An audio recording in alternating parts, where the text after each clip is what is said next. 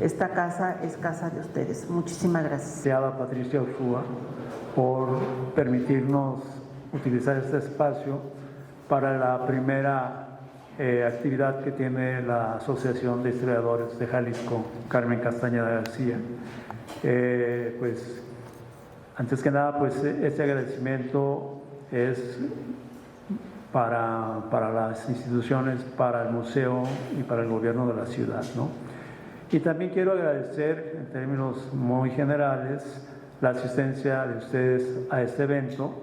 Quiero expresar que este es un gran día, porque finalmente podemos anunciar la creación de la Asociación de Historiadores de Jalisco, Carmen Castañeda García, a la vez de dar inicio con toda la formalidad a nuestros trabajos a partir de un merecido homenaje a la doctora Castañeda, tal como se anuncia en nuestro programa. Los y las componentes fundantes de la asociación estuvieron varios días proponiendo, discutiendo cómo nombrarla. En parte, Federico ya lo mencionó. Sospecharán bien si piensan que salieron a la palestra algunas grandes figuras del siglo XIX y XX, centradas en narrar la historia de Jalisco y de Guadalajara. Sin embargo, los piensos eran de poco convencimiento. Una, porque escoger a uno era excluir a otros. Y como dije más arriba, todos hombres. Luego surgió el nombre de Carmen Castañeda, cuya obra es fundamental, notable y vigente.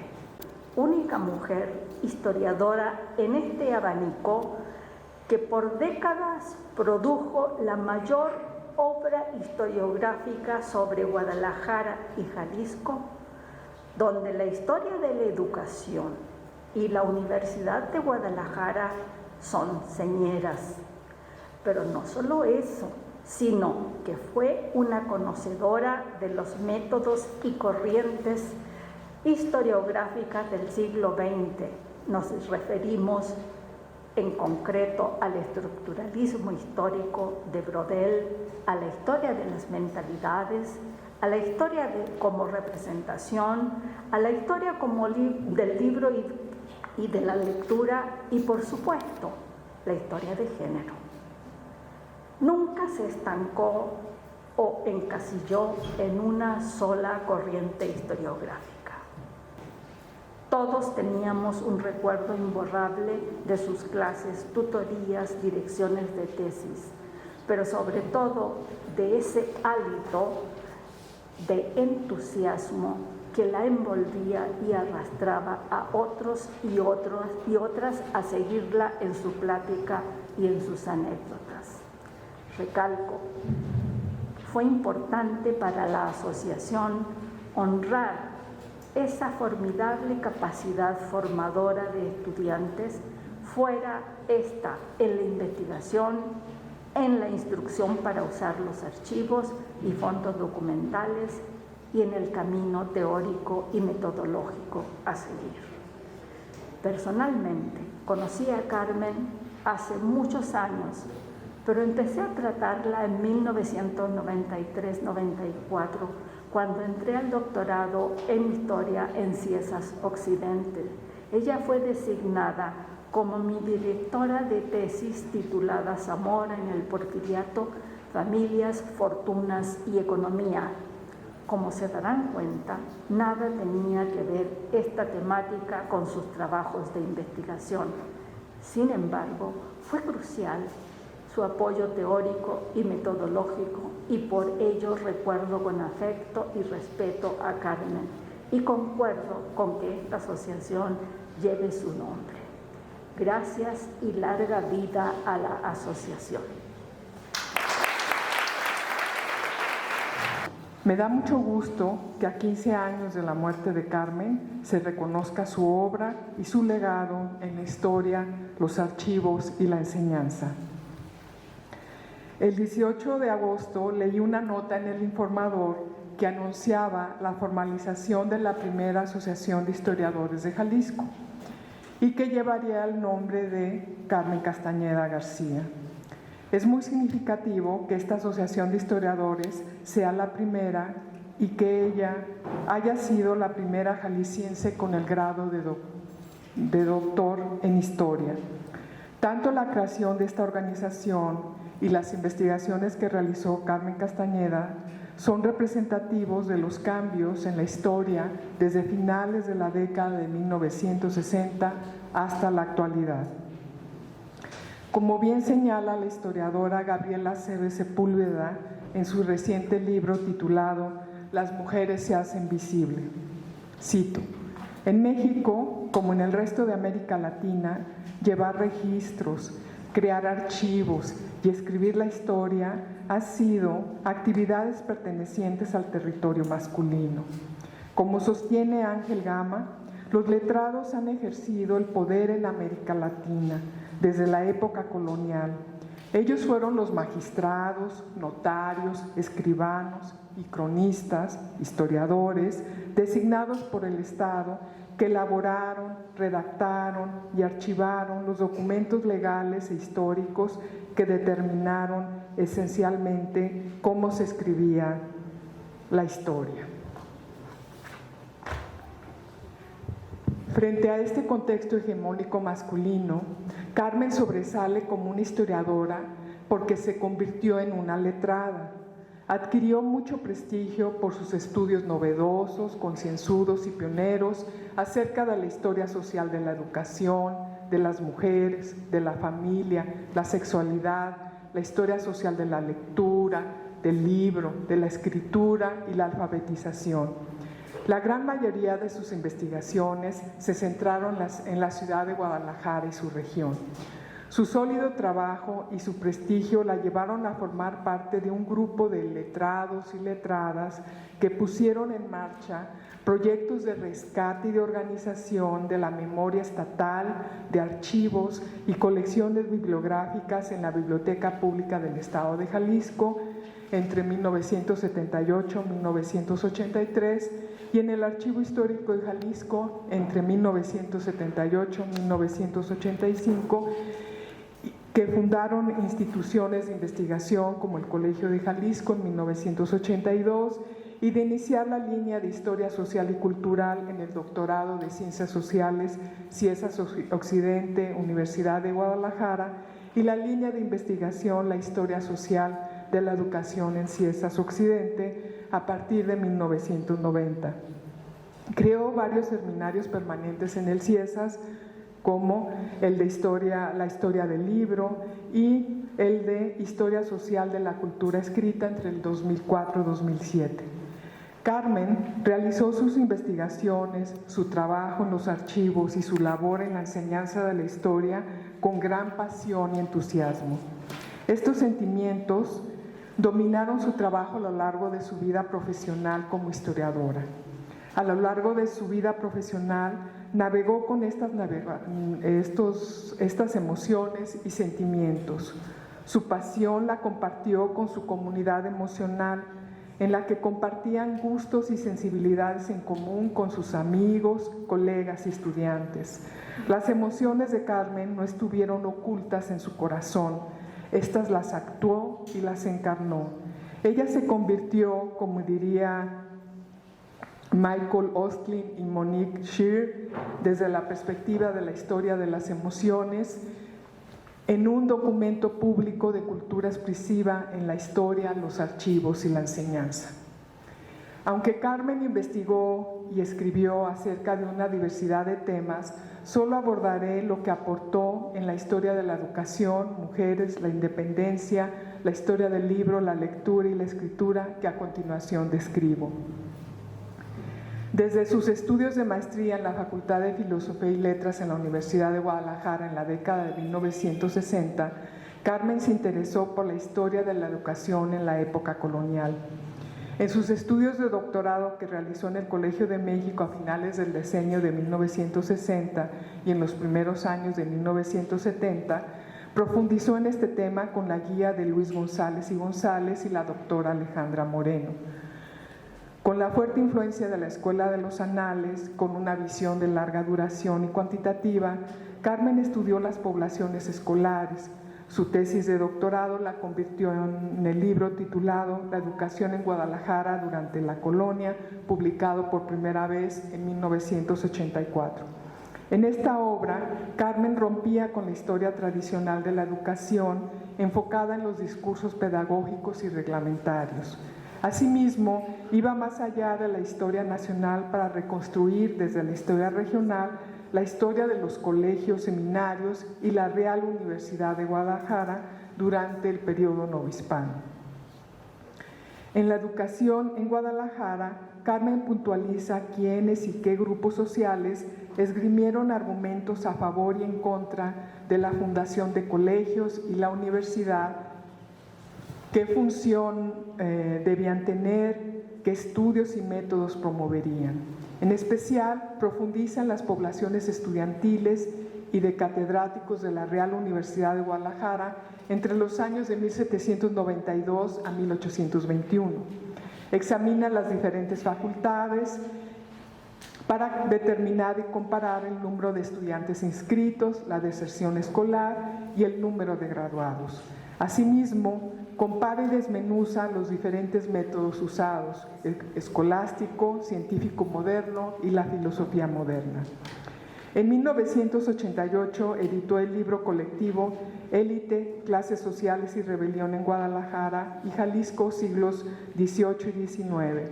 En esta obra, Carmen escribió el capítulo La formación de la élite en Guadalajara para ahondar en la conformación de esta élite regional y examinó las relaciones entre universidad y sociedad y los vínculos entre las clases sociales, élites políticas y aquellos que concentraban poder, riqueza y honor. En 1992 editó el libro colectivo Vivir en Guadalajara, la ciudad y sus funciones, para conmemorar los 450 años de la ciudad. En esta obra se examina Guadalajara desde las ciencias sociales, la antropología, la etnografía, la etnohistoria, la historia y la sociología. Carmen puntualizó que con esta obra, cito, esperamos se adquiera una mayor conciencia de lo que significa vivir en Guadalajara. Queremos que los tapatíos y los gobernantes conozcan el origen de los problemas urbanos y que juntos ensayen nuevas formas para solucionarlos, termina cita. La pasión por la historia de la educación, Carmen la compartió con sus colegas cuando ingresó al CIESAS Occidente en 1990.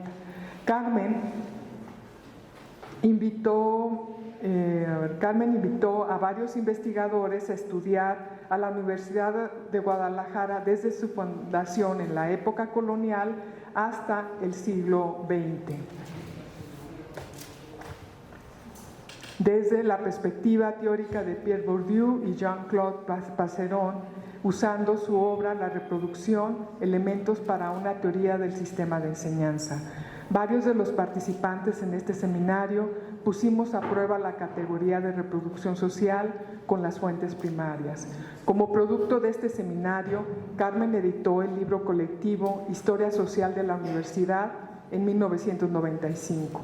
En la introducción y en el capítulo titulado La Real Universidad de Guadalajara y Cabildo Eclesiástico, y en el capítulo que escribió junto con Luz Ayala titulado El crédito en la administración e inversión de los fondos de la Real Universidad de Guadalajara, Carmen sostiene que la universidad contribuyó a que sus estudiantes criollos ingresaran en la administración civil, la eclesiástica y la académica para salvaguardar y defender los intereses de las élites locales, unidas por crédito, parentesco y padrinazgo. Corroboraba los argumentos de Bourdieu y Passeron de que la universidad tuvo un papel fundamental en la autorreproducción y reproducción social. En 1997, Carmen desarrolló su interés por la historia del libro en el proyecto Joyas Bibliográficas de la Biblioteca Pública del Estado de Jalisco. De las colecciones de los fondos especiales de la biblioteca, y cito, desde 1978 y de los fondos bibliográficos de los siglos XVI y XVIII, eligieron 50 libros que representan el acervo de la biblioteca, uno de los más ricos del país, que están bajo la administración de la Universidad de Guadalajara desde 1925, termina cita. De este proyecto publicó Joyas bibliográficas de la Biblioteca Pública del Estado de Jalisco, que se editó en 1997 y hubo una segunda reimpresión en el 2004. En 1998 editó el libro colectivo Círculos de Poder en la Nueva España. Los aportes del libro es un estudio del poder, de cómo las élites en el periodo ejercieron el poder en la sociedad, de cómo tomaron decisiones, las impusieron a otros para mantener su poder y lograr su reproducción social. En 1999 publicó el libro Imprenta, impresores y periódicos en Guadalajara. En esta obra, Carmen se nutre de los estudios del circuito que siguen los libros desde el autor hasta llegar al lector, el impresor, y el papel importante que tiene para transformar el manuscrito del autor en un libro.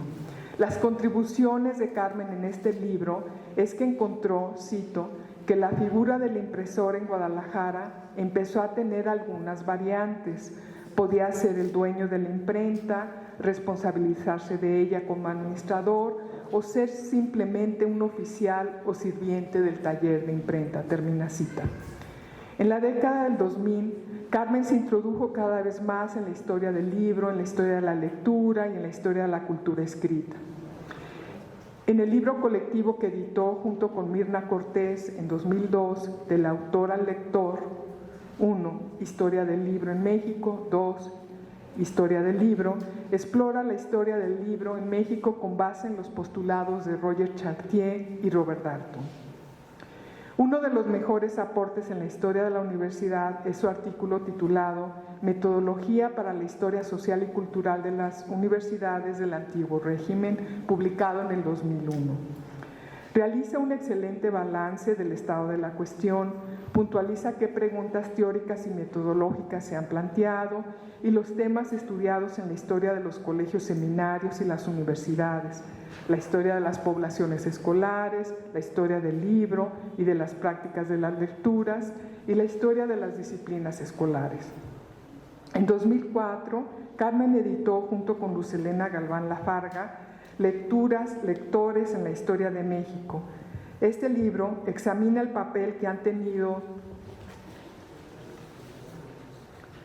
los medios impresos, en especial los libros, en la conformación de la cultura mexicana. En esta obra colectiva, Carmen muestra la relación entre las cartillas o silabarios, y la estoy citando a ella, y el proceso de la enseñanza de la lectura que se hacía independientemente de la escritura, pero se basaba en el estudio de la doctrina. Examinan los cantones y los catecismos como objetos culturales para ver cuáles eran los valores y actitudes de estos libros que los libros querían transmitir a los niños. Revisa si los libros escolares necesitaban licencias y privilegios reales para su impresión en la Nueva España. En el Seminario de Cultura Escrita que coordinó desde el 2004 hasta su muerte, en 2007, trabajó en el dossier Cultura Escrita en México, siglos XVI a XX, publicado de manera póstuma en la revista Cultura Escrita y Sociedad en 2010. En la introducción de este dossier reflexiona de manera autoetnográfica cómo empezó su relación con la historia de la cultura escrita y cómo descubrió teorías y autores tales como Carlos Sáez Sánchez, Antonio Castillo Gómez y Verónica Blas, y artículos en un viaje que hizo a España en 1999. Se vinculó con Antonio Castillo y Verónica Blas para desarrollar su proyecto Prácticas de Lectura y Escritura en la Nueva Galicia. En este proyecto y en el Seminario Permanente de Cultura Escrita, como en el dossier que coordinó para la revista de Cultura Escrita y Sociedad, Carmen, cito, buscó comprender y analizar las implicaciones de la cultura escrita en nuestra sociedad y avanzar en el desarrollo de este tipo de estudios ya consolidados en otros países. Bueno, de la historia de las mujeres y la sexualidad. Carmen incursionó en los temas de la historia de las mujeres y de la sexualidad. Junto con el libro de Aurea Zafra Oropesa, La mujer en la historia de Jalisco, publicado en 1984, y los primeros artículos de Carmen sobre la Casa de Recogidas, abrieron el campo de la historia de mujeres en Guadalajara. En el libro titulado Violación, Estupro y Sexualidad, Nueva Galicia, 1790-1821, Carmen profundiza en otro aspecto de la ley y el género al reconstruir por qué y cómo hombres y mujeres participaron en prácticas de estupro, rapto y violación desde finales de la época colonial. Estos estudios de Carmen se enmarcan en la historia social, en la historia desde abajo, y abrió espacio para que historiadoras incorporaran a las mujeres a la historia. Al intentar hacerlo, se enfrentaron con la pregunta: ¿cómo cambiaría la narrativa histórica si se pone a las mujeres en el centro del análisis histórico? Si este era el caso, entonces, ¿cómo enfocar la narrativa histórica desde esta perspectiva? ¿Por qué y cómo se les había invisibilizado? ¿Qué periodización se debía utilizarse? Pero sobre todo, al integrarlas en el análisis histórico, ¿era suficiente con solo añadirlas? Al sumarlas, ¿se transformaba radicalmente las prácticas en la disciplina histórica? ¿Se visibilizaba cómo se afectaba de manera diferenciada a hombres y mujeres en ciertos procesos? Bueno, son las preguntas que Carmen enfrentó al incorporar a las mujeres. En 2002, Carmen Castañeda publicó su artículo sobre doña Petra Manjarrés y Padilla, una mujer de la élite, viuda, heredera de una imprenta en Guadalajara, donde se imprimieron los 7 números del primer periódico insurgente, El Despertador Americano. Para Carmen fue difícil reconstruir las voces de las mujeres en este periodo por las escasas huellas que dejó Petra Manjarrés. Solo se identificó la voz de su esposo, José Fruto Romero, cuando declaró ante las autoridades realistas, después de la derrota de Hidalgo en Puente de Calderón, que había huido antes de la llegada de los insurgentes.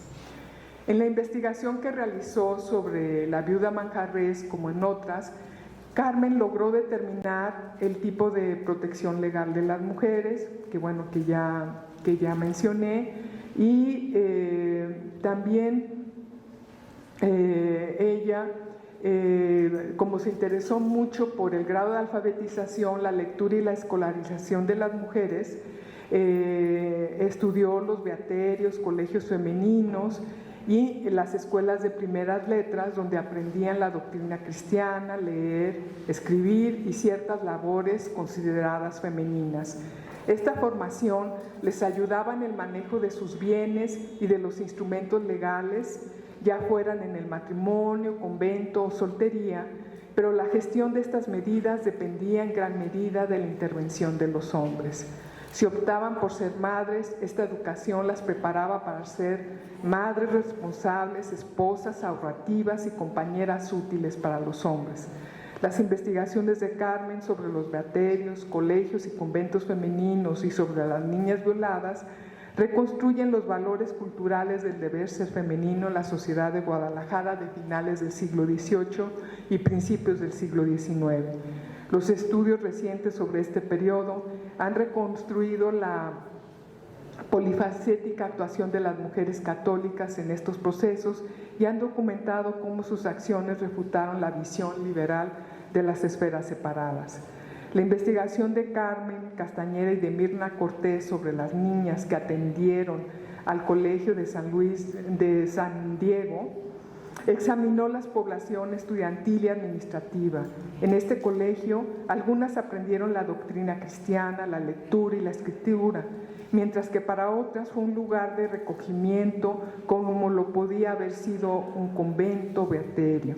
Las mujeres utilizaron la educación que recibieron en esta institución para proteger sus bienes, negocios y defender en los tribunales civiles las propiedades de sus familiares o de la Iglesia Católica, o como lo hicieron durante la Guerra de Reforma. Al igual que sucede con la Guerra de Independencia, para Castañeda y Cortés fue difícil encontrar qué opinaban las mujeres del Colegio de San Diego sobre la Guerra de Reforma. Sin embargo, afirman que, cito, aún las cartas de la rectora del colegio muestran tenuemente opiniones de rechazo ante las transformaciones legales que les afectaban, terminaba cita. Otro de los temas que le interesó a Carmen fue el movimiento de insurgencia, que lo abordó con las siguientes obras: Don Miguel Hidalgo y Don José Antonio Torres en Guadalajara, publicado en 1985, Los pueblos de la ribera del lago de Chapala y la isla de Mezcala durante la independencia, con la colaboración de Laura Gómez, y Movimientos insurgentes en Jalisco, publicada de manera póstuma en 2011. Bueno, respecto a los archivos, Carmen fue bibliógrafa y estuvo a cargo de los fondos especiales de la Biblioteca Pública del Estado de Jalisco de 1978 a 1983. Su trabajo por las tardes como bibliógrafa lo combinó con la dirección del Archivo Histórico de Jalisco en las mañanas. En el archivo de 1980-85, Carmen y su equipo de trabajo elaboraron un documento interno que fue el Manual de Procesos Técnicos. Con él se sistematizaron los diversos procedimientos técnicos que llevaba a cabo el archivo en los procesos de recepción, clasificación, catalogación y circulación. Después de clasificar los documentos, se seleccionaban algunos para catalogarlos y se elaboraban los siguientes catálogos: de autor, temático, geográfico, cronológico, de expediente y topográfico. Este sistema funcionó aproximadamente hasta 1987. ¿Qué logró Carmen con este sistema? Principalmente el rescate y el ordenamiento de los expedientes por ramos, la edición de 16 números del Boletín del Archivo Histórico de Jalisco, un manual de procesos técnicos y las siguientes publicaciones: folleto de información y difusión del Archivo Histórico, guía de los archivos históricos de Guadalajara, catálogo de la exposición bibliográfica de Jalisco, Organización Municipal del Estado de Jalisco y guía de las memorias e informes de los gobernantes de Jalisco, así como la elaboración de los catálogos del ramo de instrucción pública y de la mapoteca y el índice de los cedularios. Se catalogaron más de 10,000 expedientes de los diferentes ramos y se realizaron los inventarios casi completos o terminados de los ramos de archivo, beneficencia, estadística y fomento, además de avances en los ramos de Hacienda, Justicia y Trabajo. Aproximadamente 43,000 expedientes fueron inventariados y se clasificaron alrededor de 80,000. Esta producción, organización y trabajo constante del archivo sirvió de base y ayuda para que un gran número de investigaciones, cuyos frutos se dieron a conocer durante la década del 80 y la década del 90. Además de estas publicaciones y de la elaboración de diferentes instrumentos de consulta, Carmen también contribuyó a formar nuevos investigadores dentro del archivo histórico, a quienes enseñó habilidades básicas que resultaron muy útiles para sus futuras investigaciones: clasificar, inventariar, catalogar, reseñar libros y elaborar índices temáticos y cronológicos. En especial, durante la gestión de Carmen Castañeda como directora del Archivo Histórico, se convirtió en una especie de laboratorio donde quienes trabajaban cotidianamente en diferentes puestos practicaban la selección y la organización de los diversos documentos y también aprendían sobre la historia de Jalisco, de Guadalajara y del occidente del país. En la enseñanza, Carmen tuvo una sólida y extensa experiencia en instituciones educativas en los niveles desde primaria, superior y posgrado. Impartió seminarios en diversas instituciones de educación superior en distintos lugares del país. Ella formó a estudiantes, archivistas y bibliotecarios dentro y fuera del aula. Conclusiones. Carmen abrió espacios para su generación y para otras mujeres más jóvenes en la profesionalización de la historia. Fue precursora en la historia social, en la historia de mujeres y en la historia cultural. Siempre combinó escritura, trabajo de archivo y enseñanza. En esta ocasión, quiero resaltar su labor en los archivos, bibliotecas y colecciones para generar y promover la circulación de ideas, intervenciones culturales y que de alguna manera hoy han generado un activismo en nuestro presente, como sus investigaciones acerca de la isla de Mezcala. Si miramos el trabajo de Carmen desde el giro archivístico feminista, más allá de las críticas planteadas por Michel Foucault, Jacques Derrida, Anne Storler, Caroline Stearman, acerca de la autoridad del archivo en mayúsculas, es decir, a la institución estatal dominada y creada por hombres, y ponemos en el centro a las mujeres como agentes sociales activos que crean y resguardan las experiencias y memoria de una sociedad y en particular de las mujeres. Carmen fue un ejemplo de lo que Kate H. Horn plantea en su libro El giro archivístico en el feminismo. Las mujeres ya no están solo archivadas en los archivos, sino son mujeres archivando. Esta perspectiva permite a feministas jóvenes concebir al archivo como un sitio y una práctica integrales para la creación de conocimiento, la producción cultural y el activismo. El archivo es donde el trabajo académico y activista convergen con frecuencia.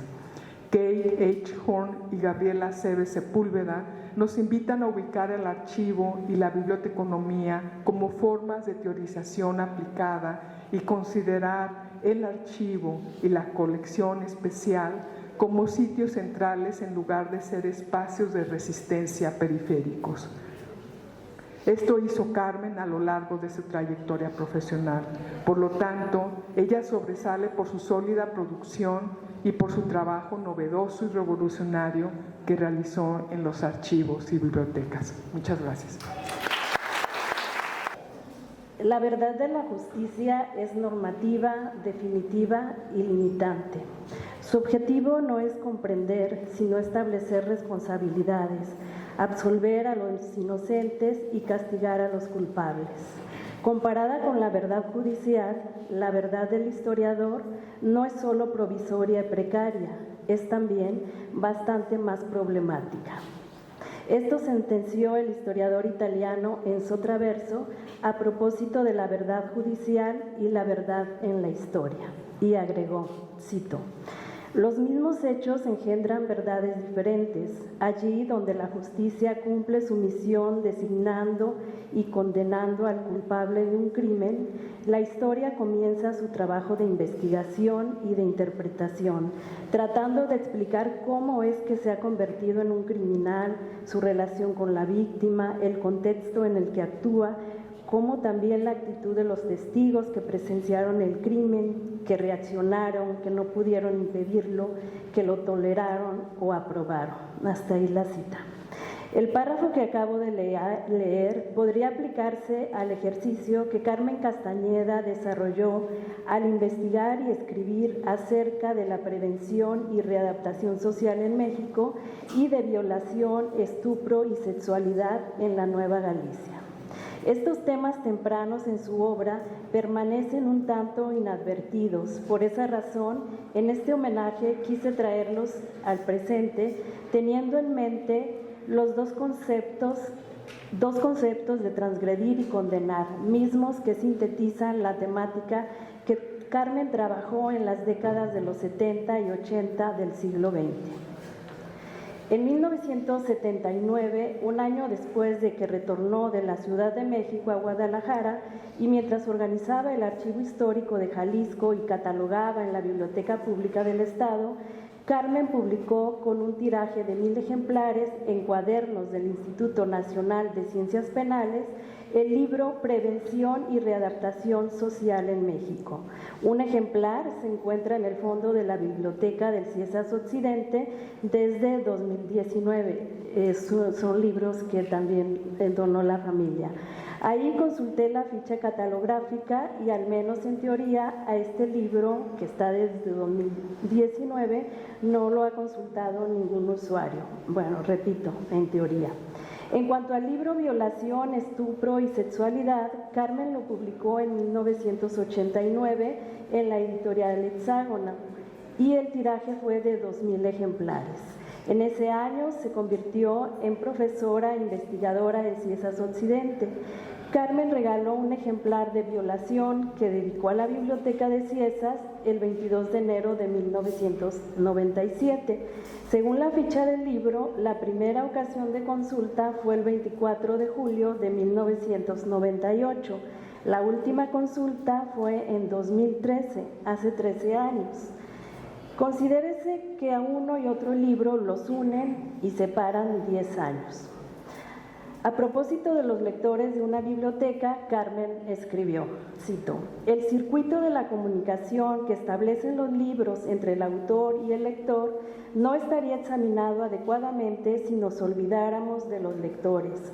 Una de las primeras vías para acercarnos a ellos es estudiar a los dueños de libros y a sus bibliotecas, sin olvidar lo que señala Robert Darnton, que el estudio de las bibliotecas particulares no proporciona visiones generales sobre la práctica de la lectura en una sociedad, pero sí tiene la ventaja de unir el qué con el quién de la lectura».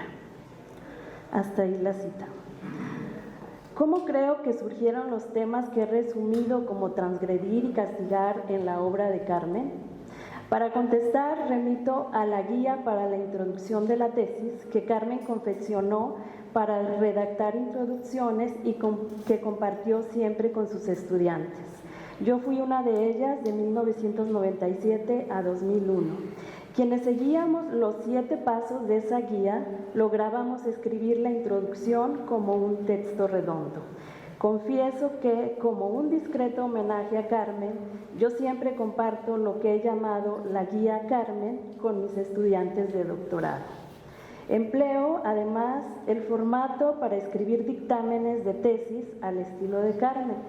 Por ejemplo, el que Carmen escribió en 2002 para mi examen es de 17 cuartillas. Ahí mencionó mi trayectoria académica de entonces, los seminarios que llevé en el doctorado, claro, sin las notas de calificación, porque en un seminario que impartió otra historiadora de Ciesas merecí un 7 de calificación y Carmen me dijo, no voy a mencionar las calificaciones. En su dictamen, Carmen resumió su opinión y las de mis sinodales y sus preguntas.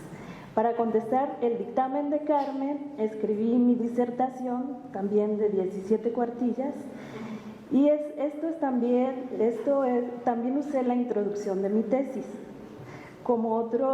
También como otro segundo y modesto homenaje, redacto los dictámenes de las tesis de mis estudiantes de doctorado, siguiendo el modelo de Carmen, aunque no con la extensión de 17 cuartillas. Así contribuyo con la tradición que Carmen inició con sus estudiantes de historia. Escucho a Carmen en la pequeña y encerrada biblioteca del Ciesas de Avenida España diciéndome, mira, debes plantear primero cómo nació el tema de tu tesis, por qué decidiste estudiar tal o cual tema, cuáles eran los antecedentes de ese tema. En el libro de Prevención y Readaptación, que recién leí por primera ocasión, y en el de Violación, Estupro, que releí para esta ponencia, busqué lo que Carmen ya se había preguntado. Esto es lo que encontré. Investigó acerca de prevención y readaptación por sugerencia del Colegio de México, pero el tema, cito, tuvo su origen en una experiencia, dijo, que compartí con varios amigos en diciembre de 1973 en una cárcel de la Ciudad de México. Y no nos dice nada más. El de violación fue un tema que Carmen analizó en el seminario del Programa Interdisciplinario de Estudios de la Mujer del Colegio de México. Sin duda, el antecedente de este tema es la ponencia La memoria y las niñas violadas, que presentó en el segundo simposio de Historia de las Mentalidades en la Dirección de Estudios Históricos del INAH en 1985. En esa ponencia, Carmen señaló que el trabajo que presentaba era modesto, dadas, cito, y que ya también lo escuchamos en el video, las limitaciones y facilidades que implica ser archivista de tiempo completo e historiadora de domingos. Segundo, ¿por qué y cómo se justifica que escribas la historia de? Nos inquiría Carmen. Busco en prevención y readaptación la respuesta sin localizarla. Sin embargo, en la introducción que le escribió Sergio García Ramírez, explicó que Carmen consumó la primera investigación sistemática de su género que se hace en México. Y añadió, cito, la valiosa exposición de la doctora Castañeda satisface una necesidad de investigación sentida desde hace tiempo y sugiere reflexiones útiles para la política y los programas de defensa social. Hasta ahí la cita. Respecto a violación y estupro, Carmen justificó, y la cito, la violación y el estupro tienen una historia propia y mediante las herramientas del análisis histórico se puede estudiar, así como otras conductas tales como el adulterio, el incesto, el concubinato, las cuales aparecen ligadas frecuentemente a la violación y al estupro y dentro del matrimonio y la familia. Todas estas conductas e instituciones determinaron la situación de la mujer en la sociedad novohispana. Básicamente es un trabajo de historia de la sexualidad enfocado a la historia femenina y en particular a la historia de las mujeres frente a la violación y al estupro, conductas sexuales poco estudiadas. Hasta ahí la cita. Explica cuáles preguntas te planteaste, cuáles hipótesis. Exhortaba Carmen a sus asesorados. Prevención y readaptación no contiene hipótesis en el sentido estricto, es decir, no como suposición posible o imposible. Carmen analizó los periodos presidenciales de Plutarco Elías Calles hasta Luis Echeverría Álvarez. A violación y estupro lo sostienen 7 hipótesis acerca de la violencia sexual. La violación tenía que ver con el tiempo que se dedicaba al trabajo y al ocio.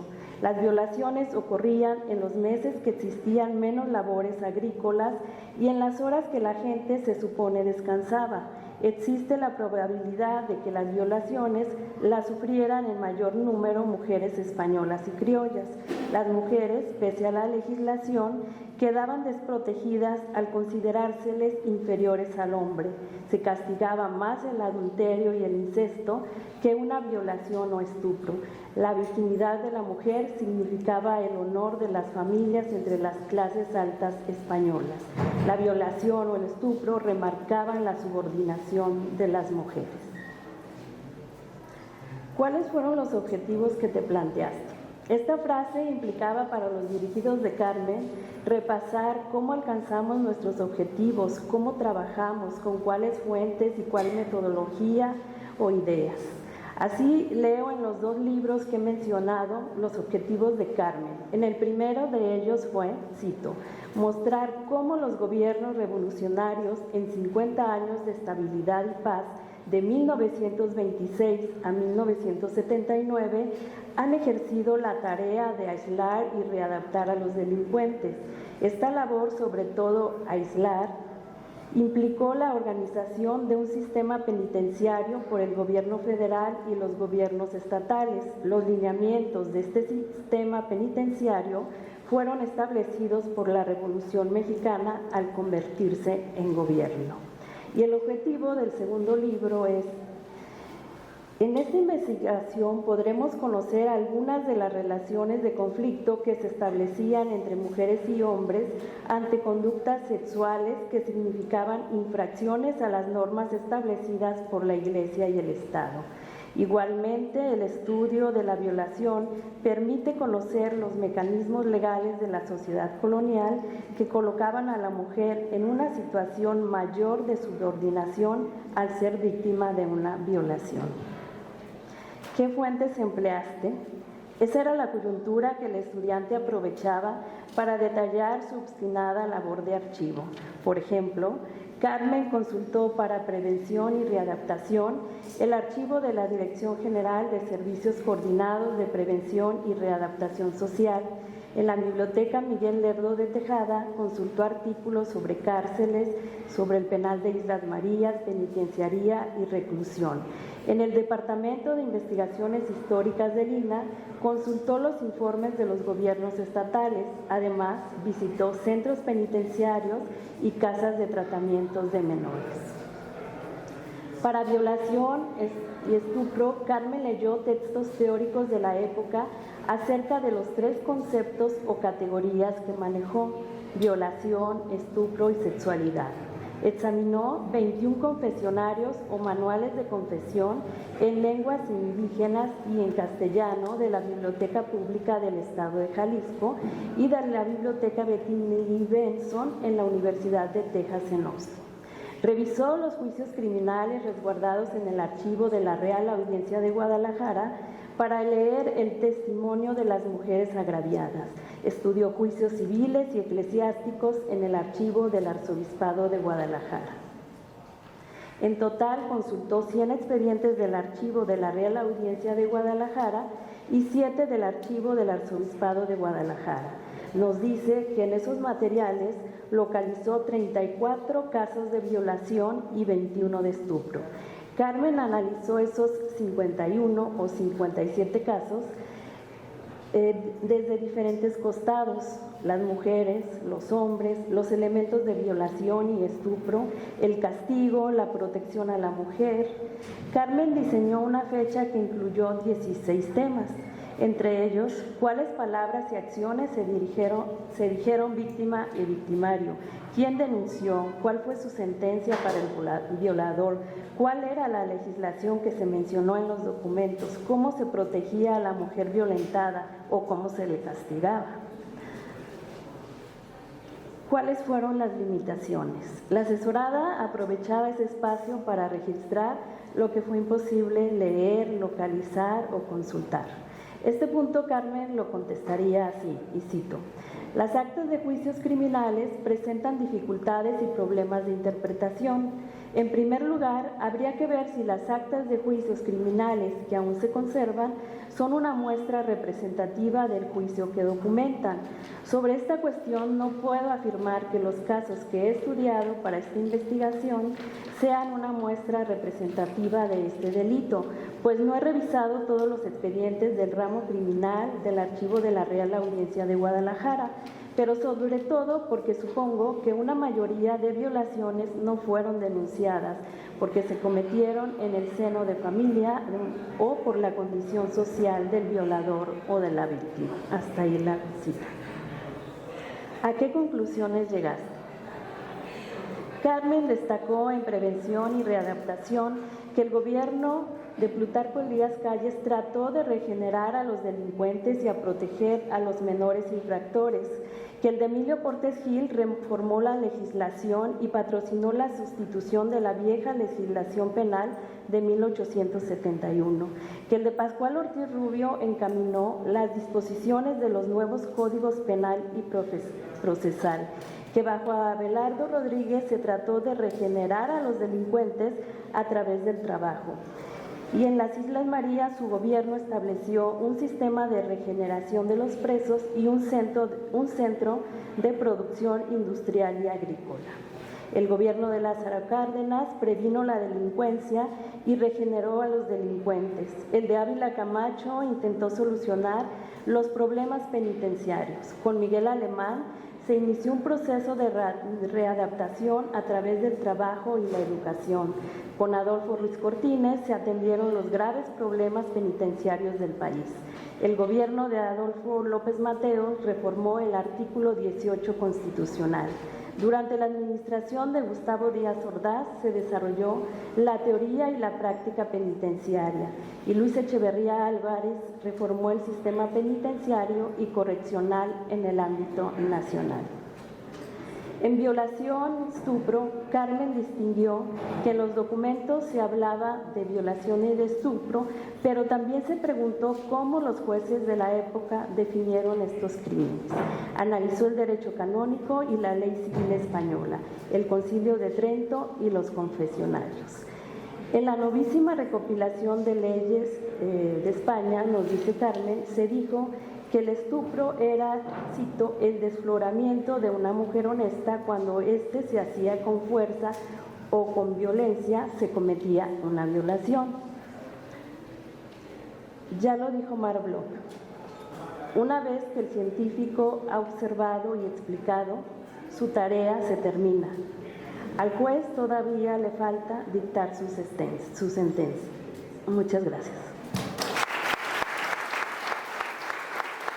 Gracias. Antes que nada quiero celebrar y felicitar a todos los miembros de la asociación por este logro y pues también desearles larga vida, ¿no?, a la asociación.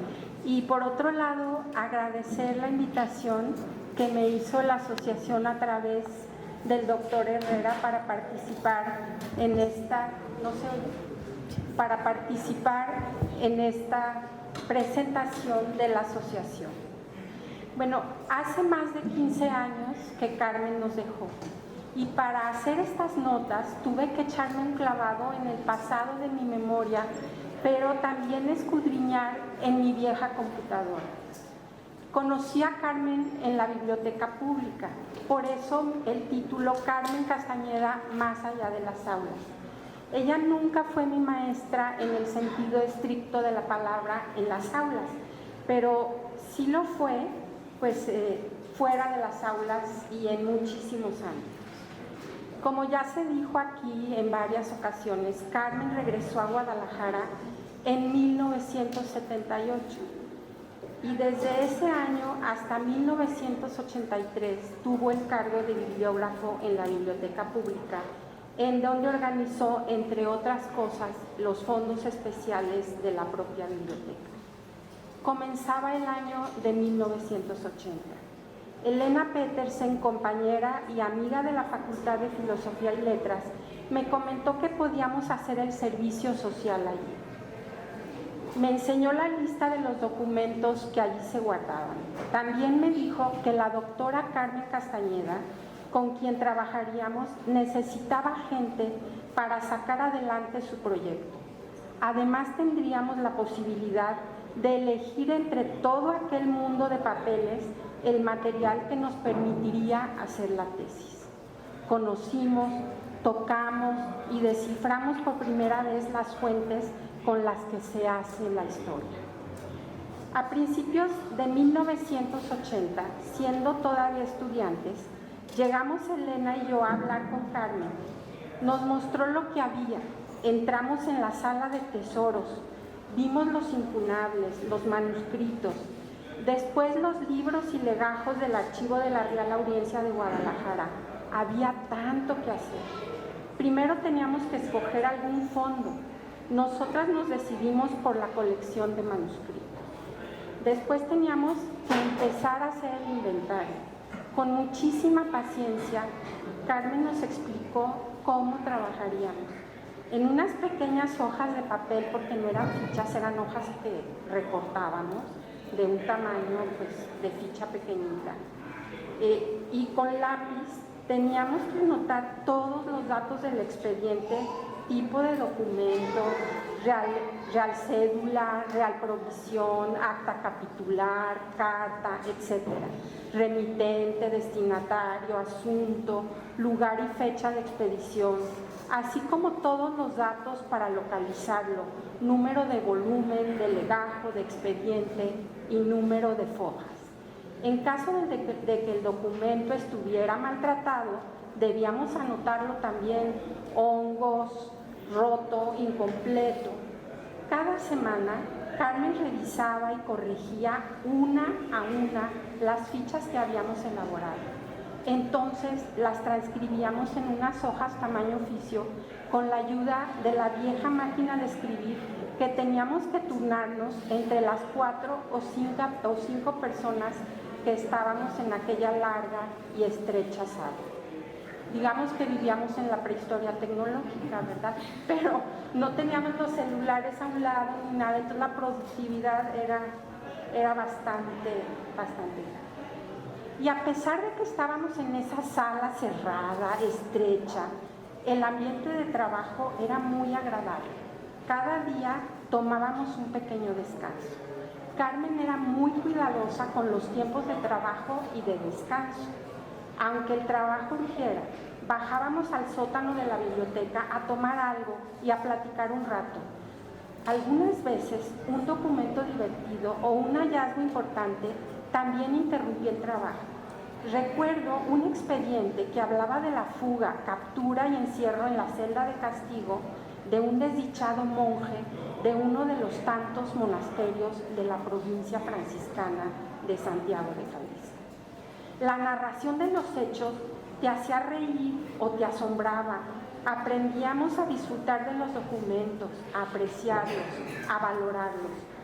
Recuerdo cuando tomé en mis manos el manuscrito que contiene el segundo tomo de la historia de Fray Antonio Telle, o cuando Carmen me contó que en el Salón de los Tesoros había encontrado la primera edición de Revolutionis Orbium Celestium de Nicolás Copérnico, o sea, la revolución de los astros celestes, ¿verdad?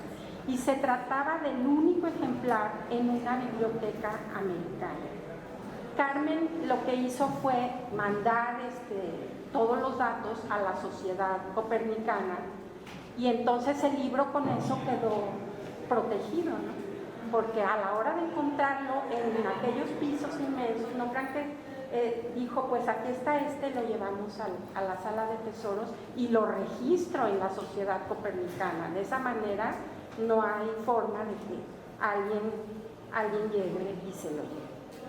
Pues también nos llamaban muchísimo la atención los crímenes que se registraban en los expedientes del archivo criminal de la Real Audiencia. Algunos eran leídos en voz alta.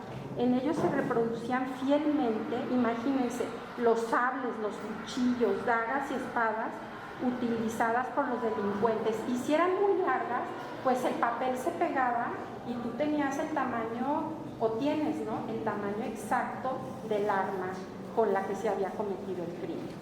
Era un verdadero privilegio estar en contacto directo con aquellas maravillas y además estar con Carmen, porque no era nada más estar trabajando, sino todo el tiempo estábamos como en constante plática, todos nos contábamos qué habíamos encontrado, ¿no?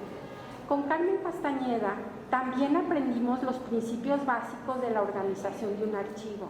Uno de ellos, no alterar por ningún motivo el orden original de los documentos, cosa que después no se respetó, ¿no?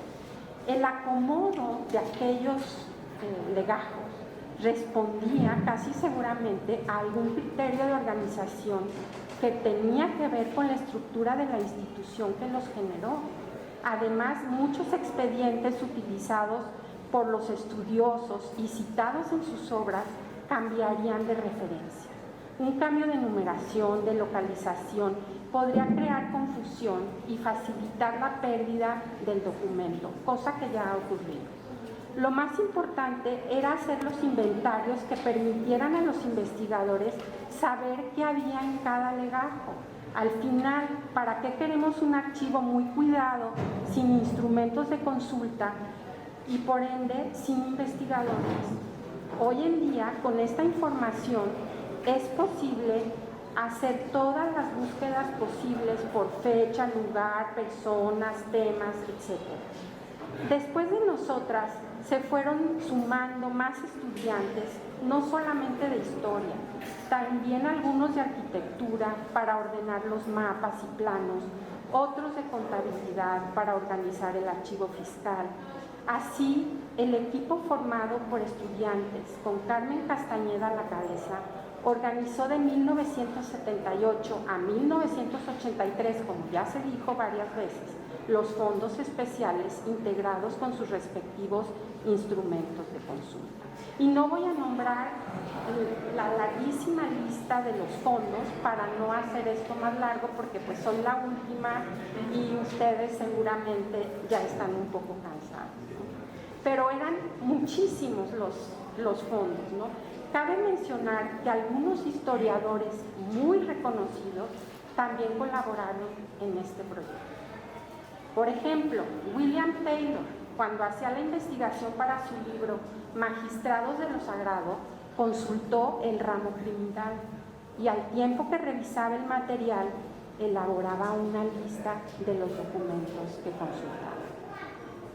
Una de las cosas que sentimos los que colaboramos en la organización de los fondos especiales con Carmen Castañeda fue el hecho de que los inventarios e instrumentos de consulta nunca hayan merecido ser publicados, a pesar de que han servido a muchísimos investigadores. Si se hubieran publicado, como sucedió en otras bibliotecas o archivos, como Tere nos contó, ¿verdad?, se conocería mejor la riqueza de los fondos de la biblioteca. La única difusión con la que contaban estos fondos eran las exposiciones periódicas que el señor Borges montaba en el vestíbulo de la biblioteca.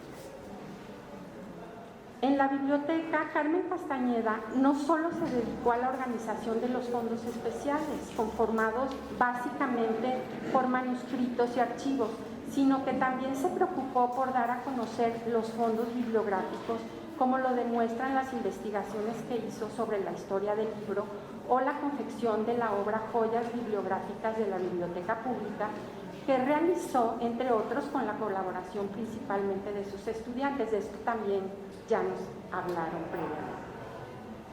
Carmen fue en esencia una historiadora de oficio y de corazón. Al principio se interesó en la historia de la educación, de los estudiantes y de los doctores de la Universidad de Guadalajara. Con sus primeros trabajos contribuyó a la elaboración de una historia más sistemática sobre la región y la ciudad de Guadalajara. Esos estudios la llevaron a investigar más profundamente a las élites, la sociedad, la familia y las mujeres. Carmen encontró que las familias que pertenecían a las élites novohispanas enviaban a sus hijos a colegios y universidades. Estos jóvenes ilustrados que tenían acceso a la lectura de obras teológicas, textos franceses y gacetas, con noticias de los acontecimientos de la Revolución Francesa, pudieron luchar en contra de las ideas y creencias impuestas y a plantear reformas políticas, sociales y económicas. En la década de los 90 del siglo pasado, Carmen inauguró el tema del libro en Guadalajara. De esto pues también ya se ha hablado, ¿no? Se interesó por los lectores y por averiguar las prácticas de lectura y las representaciones que se formaban los tapatíos a partir de los libros y periódicos que leían. Desde entonces se metió de lleno en el mundo de la cultura escrita. En sus libros y artículos destacó el efecto de las ideas ilustradas, la pedagogía popular de la prensa y otros impresos, así como el surgimiento de un nuevo espacio público donde se deshace el orden estamentario y aparecen los indicios de nuevas formas de sociabilidad política. Además de haber sido una historiadora muy productiva, como la muestran los numerosos libros y artículos que escribió, ya Tere nos hizo un recuento de ello, Carmen fue una excelente maestra. Y bueno, en eso no me voy a detener porque ya dije que esta charla era más allá de las aulas, ¿no? Entonces, el interés de Carmen por la historia iba mucho más allá de la investigación y la enseñanza. Como ya se ha dicho, una buena parte de su vida la dedicó al rescate y organización de los archivos y bibliotecas de Jalisco. Su labor en los archivos y bibliotecas no terminó al dejar los cargos que ocupaba en el Archivo Histórico de Jalisco y la Biblioteca Pública. Cuando se fue a trabajar como investigadora al Colegio de Jalisco entre 1983 y 1990, coordinó la organización de la biblioteca de esa casa de estudios, a la vez que se encargaba de la edición de la revista Encuentro. Creo que de esto no se había mencionado. Carmen también ayudó a la formación de la biblioteca de su último albergue académico, el Ciesas Occidente. Un justo reconocimiento a la labor de rescate y organización de los fondos documentales y bibliográficos de Jalisco fue el hecho de que en abril de 2002 la biblioteca del Ciesas Occidente recibiera su nombre, Carmen Castañeda García. Una sola cosa explica la dedicación de Carmen a la formación y organización de bibliotecas, al estudio de los libros, la lectura y la escritura: su pasión por los libros. Pasión por libros raros y preciosos como los de la Biblioteca Pública, por las obras clásicas e imprescindibles pero también por los libros útiles y novedosos. Carmen no fue solamente historiadora, maestra, lectora, rescatadora y organizadora de los archivos y bibliotecas de Guadalajara. Era una magnífica anfitriona. Cualquier pretexto era bueno para ir a casa de Carmen y Marco. Los santos, los cumpleaños, pero también los congresos, seminarios y conferencias culminaban muchas veces primero en el departamento de Avenida México, después en la Casa de Paseos del Sol y en los últimos años de su vida en la Casa de las Fuentes. Ricas comidas, cenas íntimas o reuniones multitudinarias tenían cabida en esa casa. Cualquier tarde era buena para visitarla. Como dijo Gladys, ¿no?, que Laura Flores había dicho que era una casa sin cerrojos. A Carmen le encantaba recibir. Creo que no exagero al decir que era la embajadora de la historia de Guadalajara. Allí llegaban todos, las grandes celebridades. Yo me acuerdo de haber estado cenando con Carlo Ginzburg en casa de Carmen, pues en super petit comité, ¿no? Entonces, pues un gran privilegio. Los amigos, los alumnos, la familia, siempre estaban allí, ¿no? Rosa, Conchis, etc. A Carmen le encantaba viajar también y aprender de otras culturas. Así como era maestra, era una gran aprendiz. Ella siempre estaba aprendiendo, siempre estaba enseñando. Con Marco, o acompañada por alguna amiga, visitó innumerables lugares. Casi siempre aprovechaba sus estancias académicas o un viaje de trabajo para explorar y conocer otros lugares, otras culturas. Disfrutaba en grande de la comida, de la música, de la arquitectura y de los nuevos conocidos con los que iba engrosando su interminable lista de amigos. Cada lugar que visitaba tenía un lugar en su casa, fotos, objetos y recuerdos que evocaban lugares y personas añoradas. Tenían un espacio en los muros, libreros y repisas. Carmen disfrutaba de igual manera un maravilloso crucero, como el que abordó un año antes de morir por los mares del norte de Europa, que un paseo por las aguas del lago de Chapala.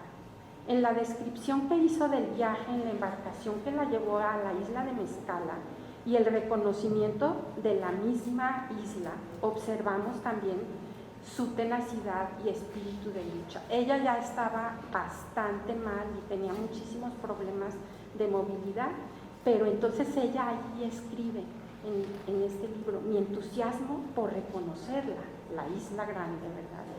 Pudo más que el impedimento para caminar normalmente. Con la ayuda de un señor muy fuerte y mi bastón pude seguir a las demás personas y escuchar a Exiquio Santiago Cruz, el cronista de la isla, quien nos dio hasta lo alto de la isla. Carmen también era una gran coleccionista. Sin duda, la colección más preciada de Carmen la constituyeron sus amigos. Todos sabemos que Carmen era una magnífica amiga y que a la amistad dedicaba buena parte de su tiempo. Además, sin cesar, atendía las cotidianas visitas, las interminables llamadas telefónicas, contestaba las numerosas cartas, tarjetas y correos electrónicos que con el tiempo fueron supliendo, aunque no lograron suprimir del todo, los pliegos y postales escritos a mano que sus amigos le enviaban desde los destinos más diversos del planeta. Carmen era una gran amiga que dominaba también, como ya dijo Gladys, el difícil arte de la conversación.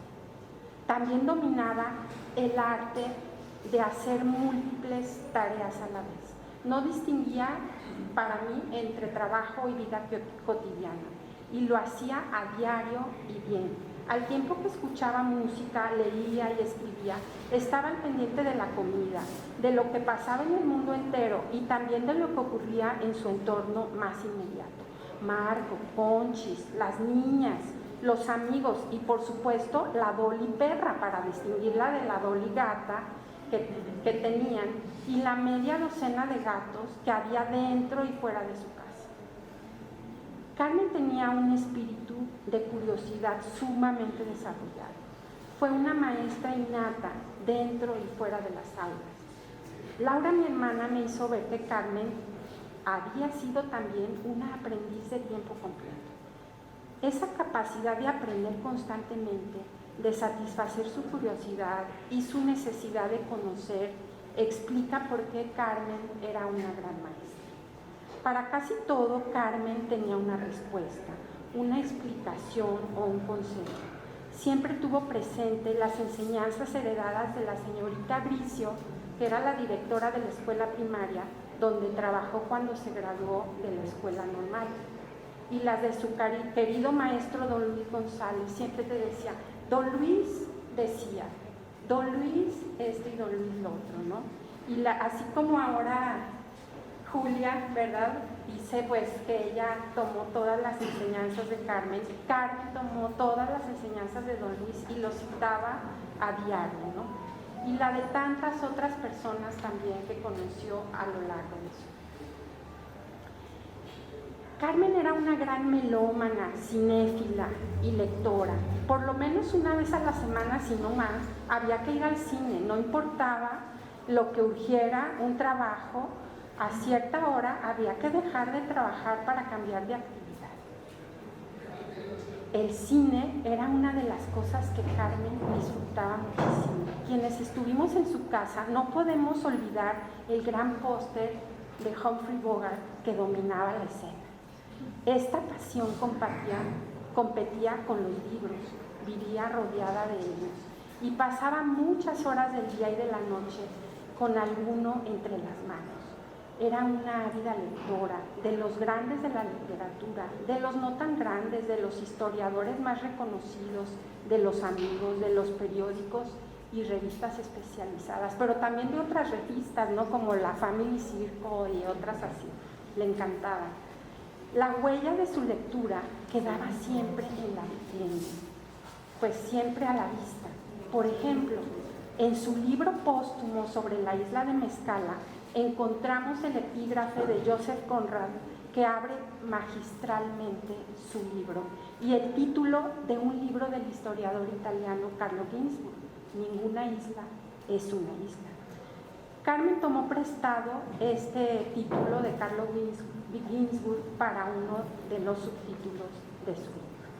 El epígrafe de Conrad evoca a los caudillos de raros caracteres que una guerra revolucionaria destaca y saca de la oscuridad y que cuando desaparecen del recuerdo activo de los hombres viven silenciosamente en los libros. Este epígrafe de Conrad es alusivo a los personajes que aparecen en el libro, a los personajes de la isla de Mezcala. El segundo ejemplo refiere a la condición de toda isla, la de Mezcala incluida. Ninguna isla es una isla, en el sentido de que el aislamiento, contrario a lo que pueda pensarse, no es la condición natural de las islas. Los libros, la lectura y la escritura llenaban la mayor parte del tiempo de Carmen, tanto así que los últimos años de su vida los dedicó a su estudio. He aquí mi esbozo de esta gran amiga, Carmen, anfitriona, coleccionista, conversadora, aprendiz, maestra, viajera, melómana, bibliófila, cinéfila, lectora, pero sobre todo amiga. Muchas gracias.